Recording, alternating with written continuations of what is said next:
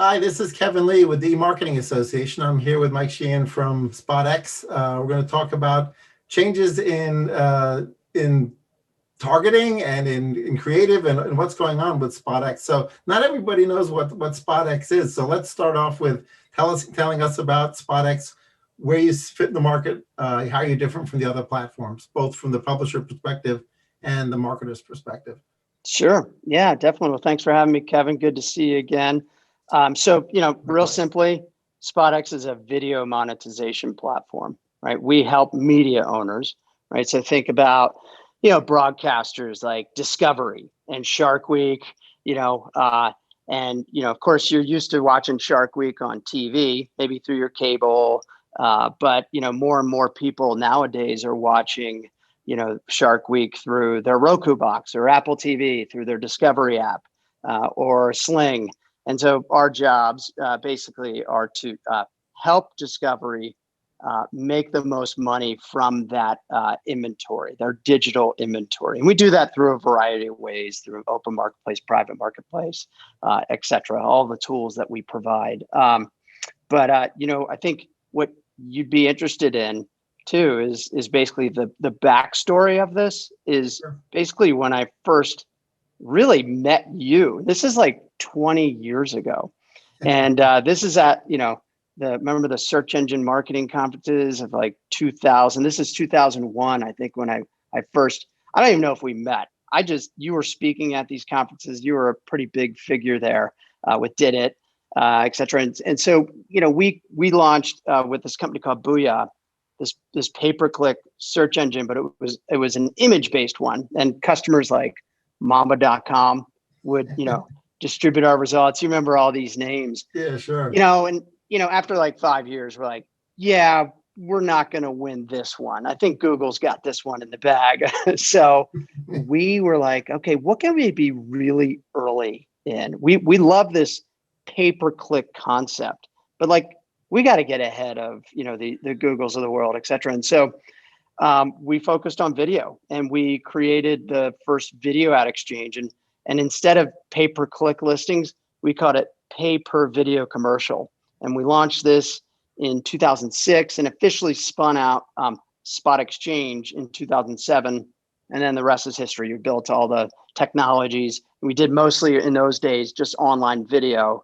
And then by 2016, 17, we really shifted our focus to more programmers, long form content, what's called connected TV or OTT inventory. Right. Well, there's obviously, as people's viewing habits have changed, right?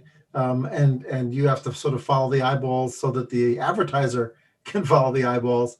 There's sort of this confluence of sort of OTT and CTV, but you've also got, of course, got the programmatic video ad exchanges and video sort of showing up in a pure web environment. So how are you guys bridging those two segments of the market?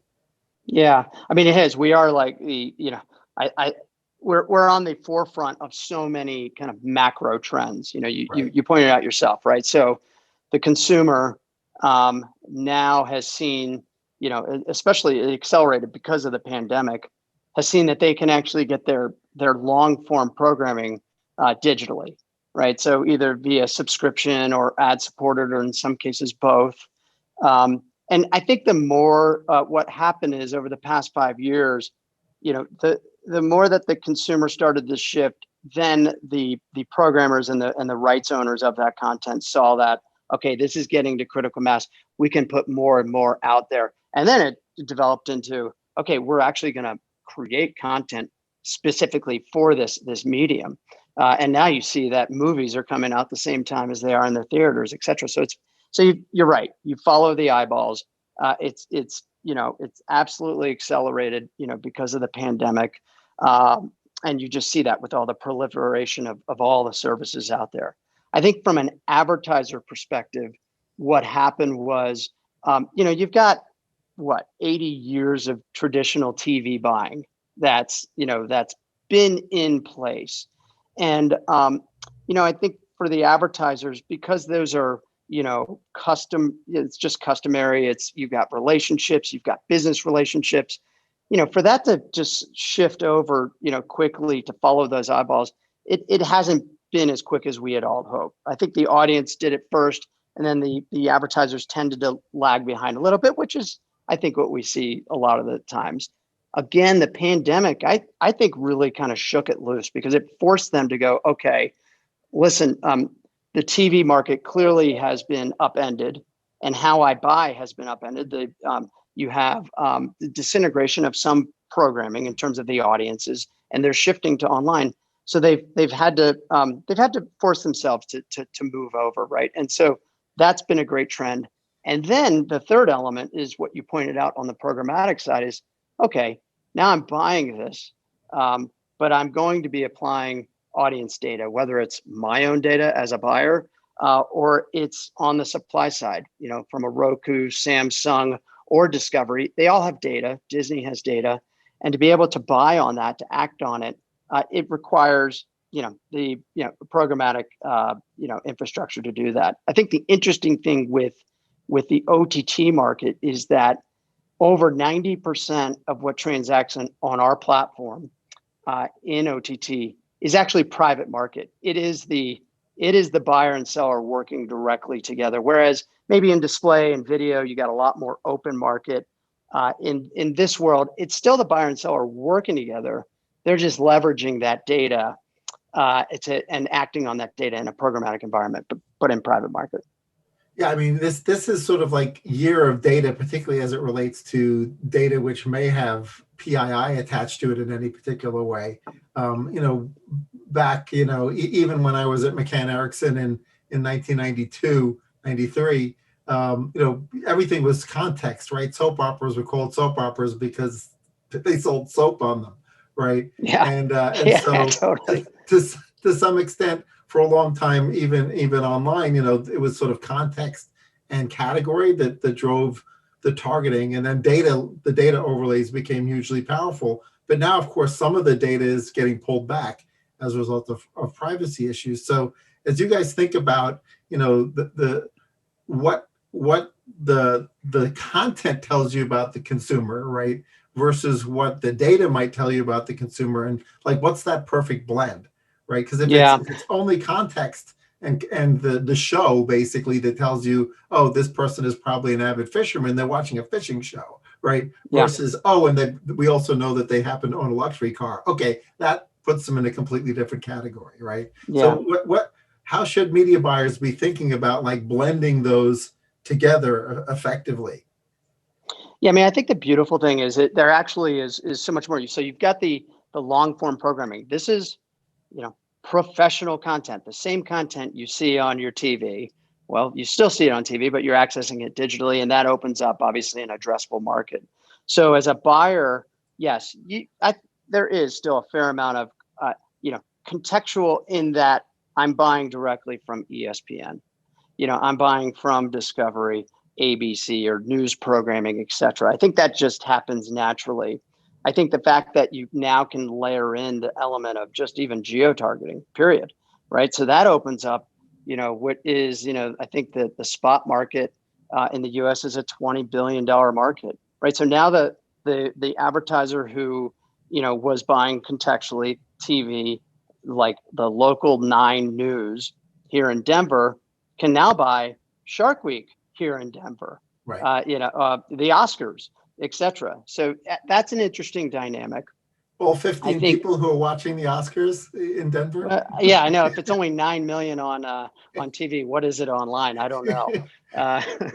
It's a good point.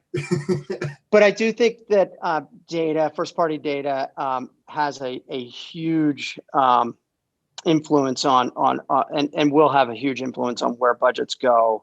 I think the desire by the buyers to buy based on data, it's insatiable. Now, remember, in CTV, it's different. When you talk about privacy regulation or the moves by the big ad tech companies to, by Apple or by Google with the browser, right?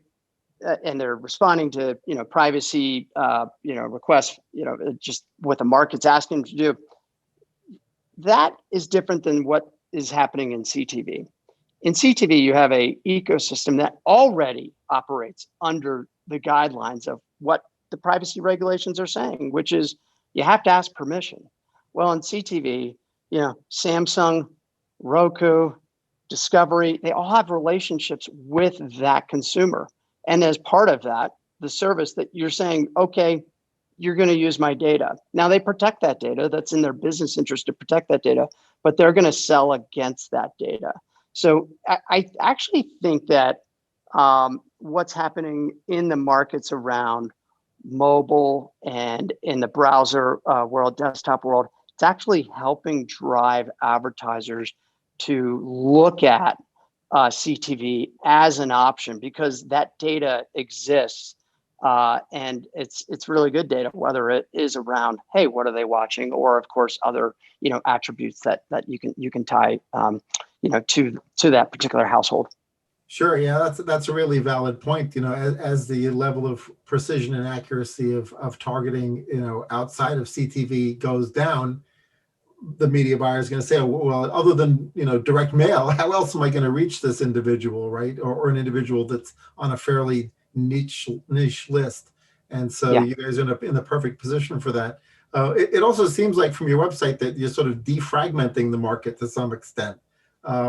It's part of the challenge for any media buyer, whether they're in-house or at an agency, is okay, I only have, let's say 10 hours a day because they work pretty hard, 12, maybe 15. How do I put together a really sophisticated plan that reaches, an audience, and to some extent seems like you guys are in a good position to sort of help solve that problem.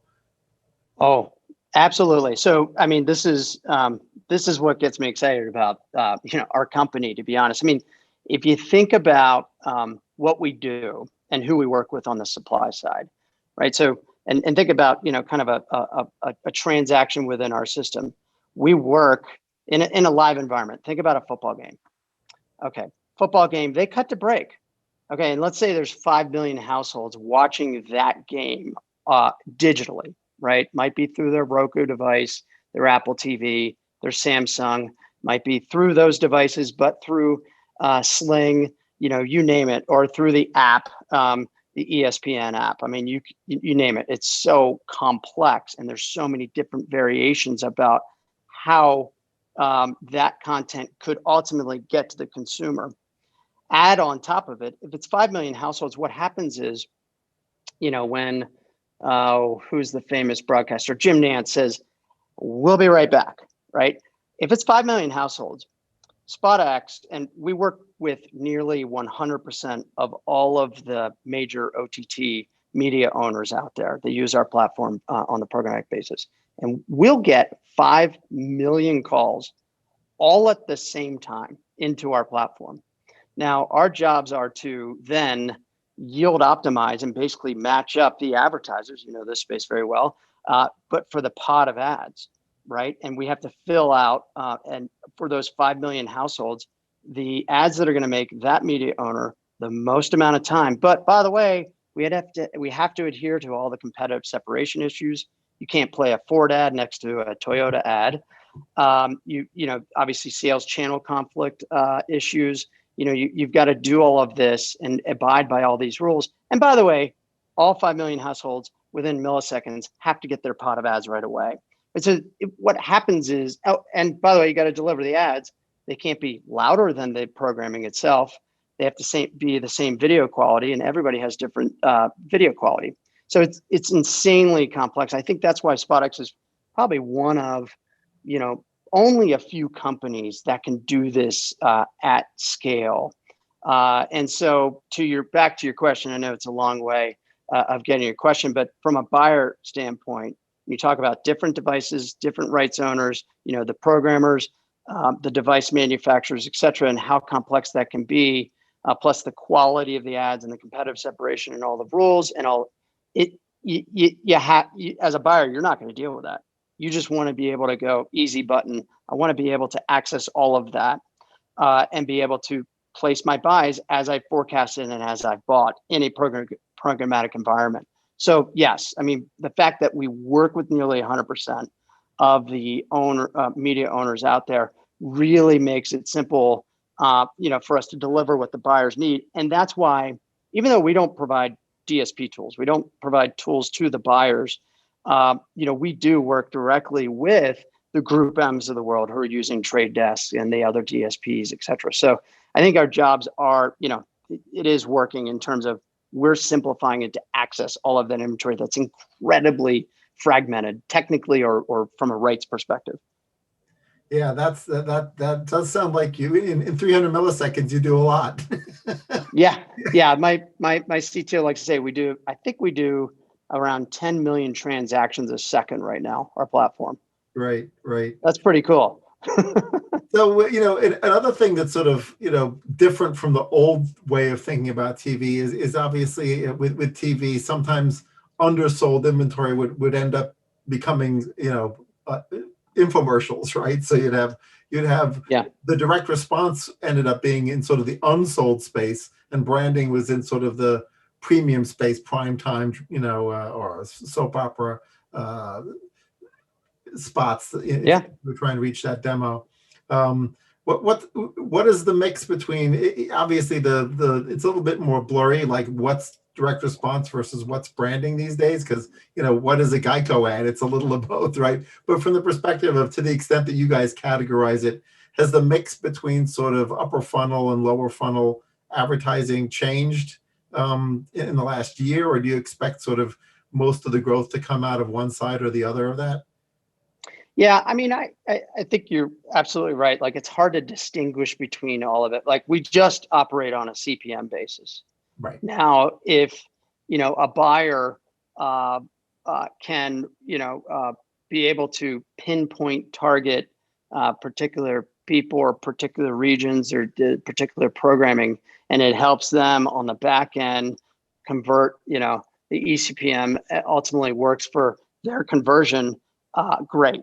But we don't know that. It's all, we just deal in dollars, it's like it's $1, 1 CPM. So, and as it relates to, those relationships we have on the buy side, which is what we call our demand facilitation team.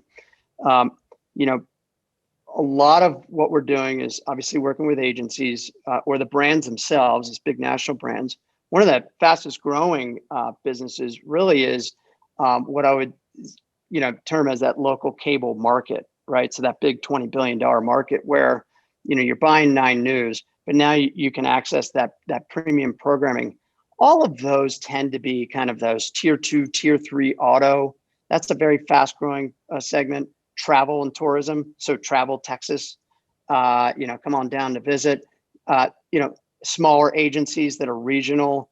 But again, most of those are going to be brand campaigns, the things that you see on TV. I mean, going back to when we started this, the reason I love pay-per-click advertising was the democratization of it all, right? That was the beauty of it.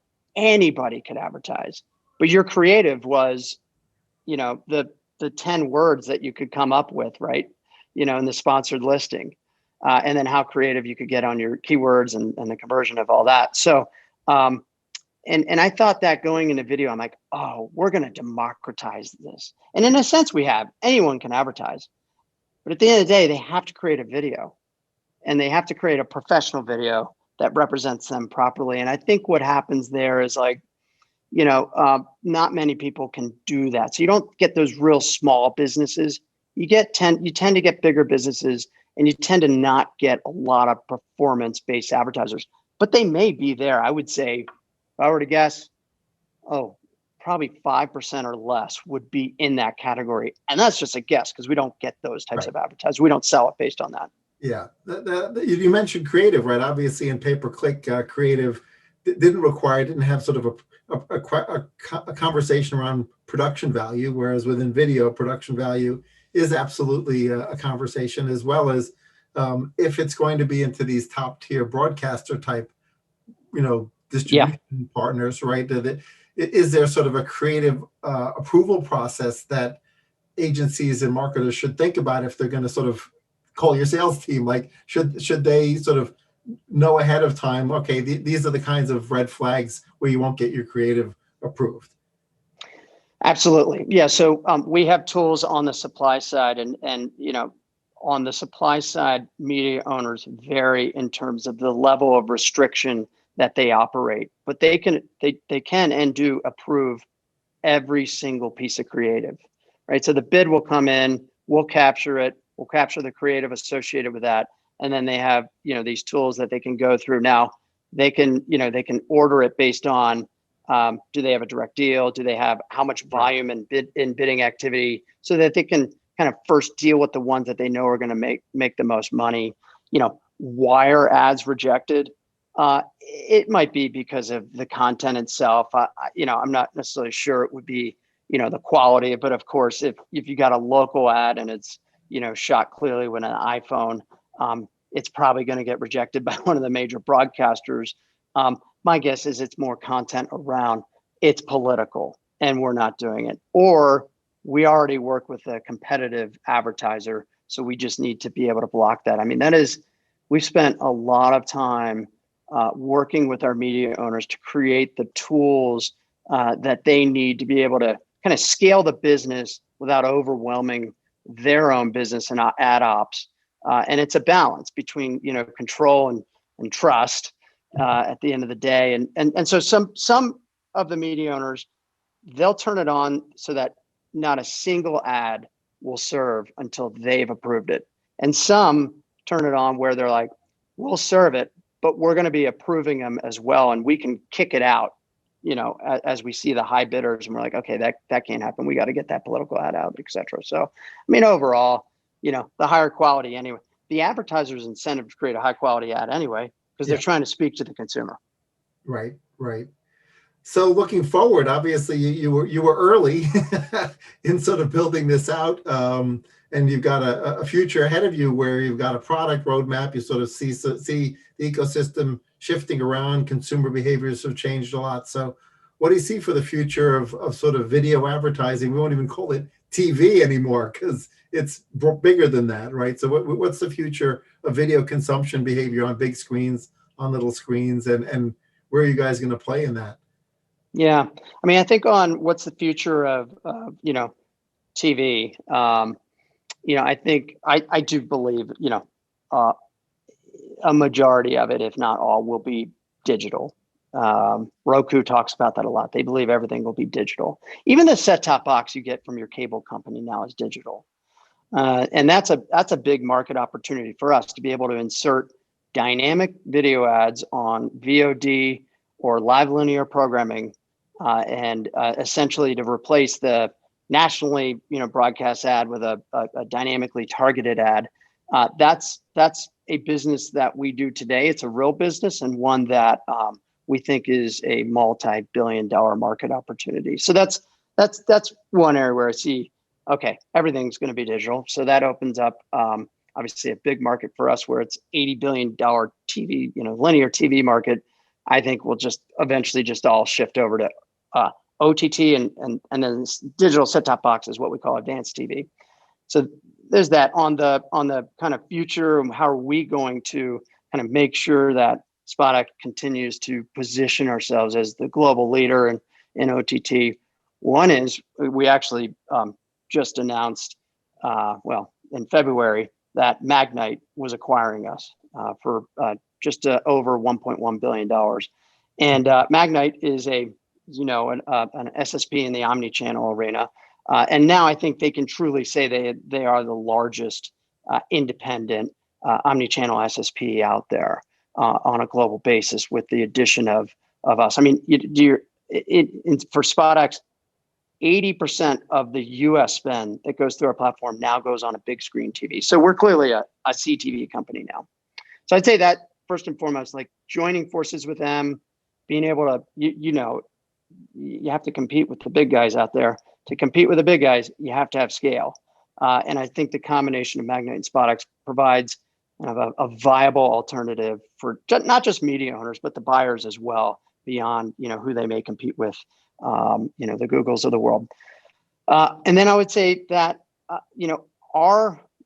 when you look at the supply side, it's broken out typically from an ad tech stack perspective. You've got the ad server and you got the SSP. And that is fairly inefficient. And so, SpotX made an investment in a company called SpringServe, which we think is, one of the best ad servers out there in the video market. It's fairly new, but it really built up from the ground up what the video market, particularly the CTV market, needs in terms of being able to handle all that complexity.